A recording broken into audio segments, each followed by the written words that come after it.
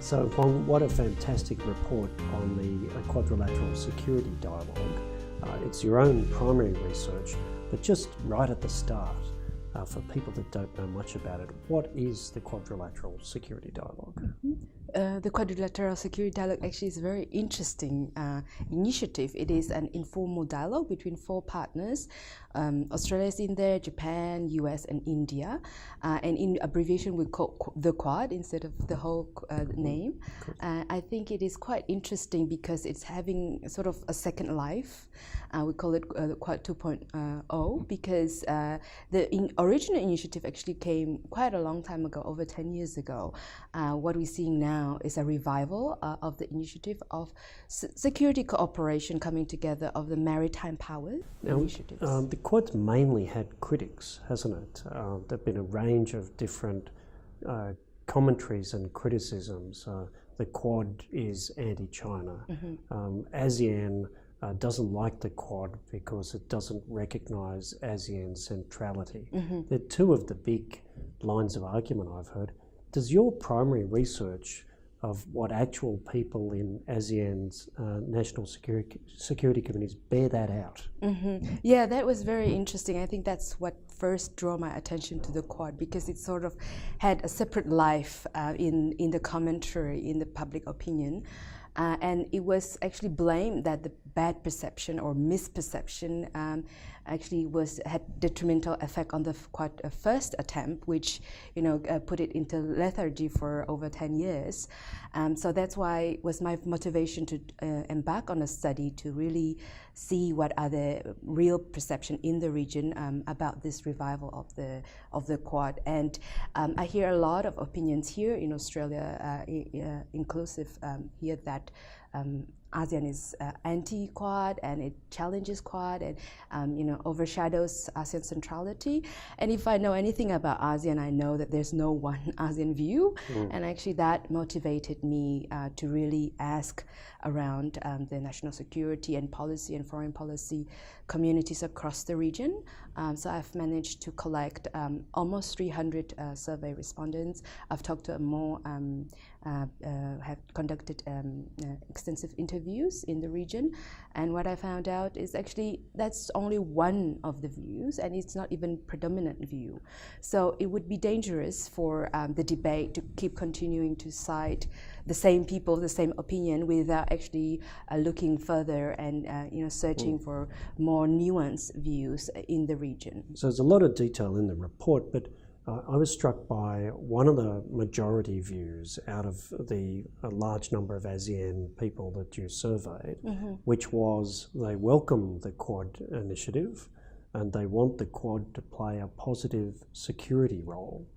And they were quite clear about that when, again, a lot of the commentary has been saying it shouldn't have a security role because that would be provocative. Yet this finding is the opposite of that. Yeah, I think that's one of the advantage of a survey because it's actually anonymous, so it gives people more of a room to say what they think.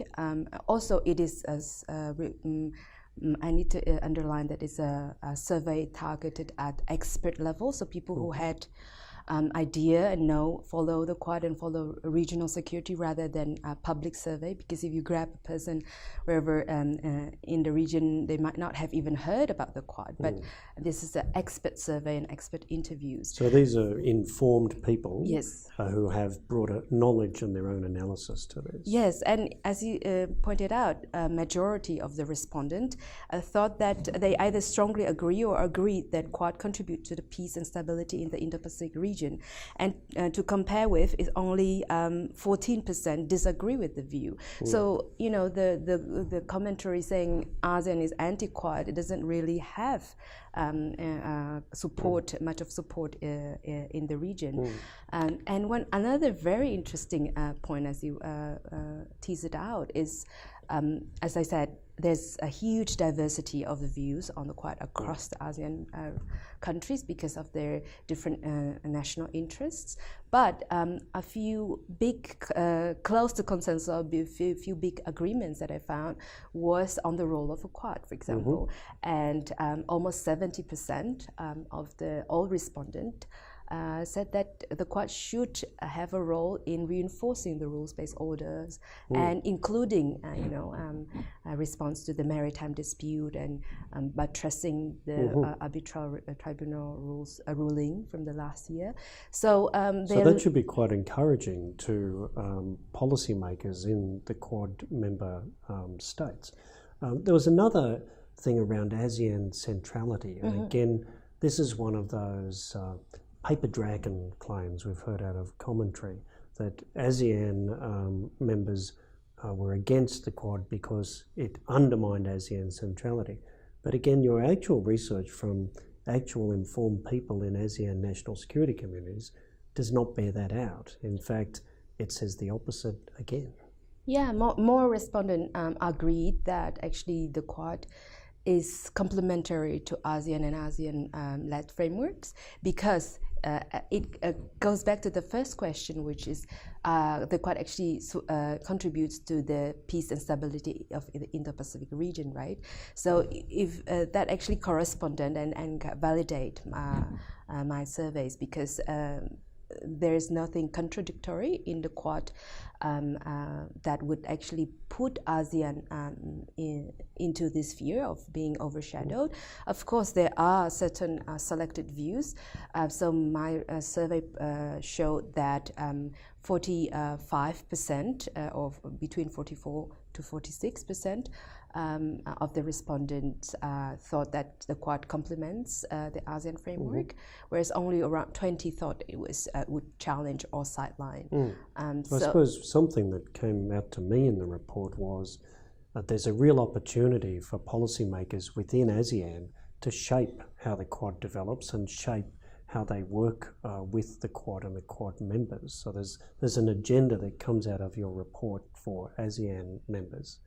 I think ASEAN should be and is interested in functional cooperation and functional regional cooperation, whether it's unilateral or multilateral, and Quad could exemplify that. And I don't think, in my personal opinion, there is no contradiction between Quad and ASEAN.